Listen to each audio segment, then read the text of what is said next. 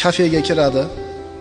Bir shunaqa bir tushunchasi noto'g'ri bo'lgan odam ancha ovqatni buyuradi, yeb tugatib, oxirida ozgina qolganida ovqatni pulini bermasligini yutuq deb biladi-da, ovqatni pulini bermaslikni hiylasini istaydi. Nima qiladi? Bitta pashani olib o'ldirib, ovqatga solib qo'yadi. Keyin beki deydi ofisant, ovqatingda pasha turibdi deydi. To's-to'polon qiladi, pulini to'lamasdan chiqib ketadi.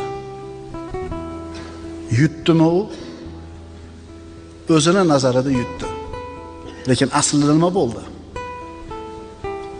Ana shu Allohni tanimagani uchun, Allohga itoat qilmaganligi uchun, Allohdan qo'rqmagani uchun unga shu nur berilmadi va mana shu ishni yutdim deb o'ylayapti. Alloh azza va jalla ana shu nurni siz bilan bizning qalbimizga joylasin, xushudi bersin, basironi bersin va oqni oq, qorani qora, foydani foyda, zararni zarar deb ko'rishimizga tavfiq bergan bo'lsin.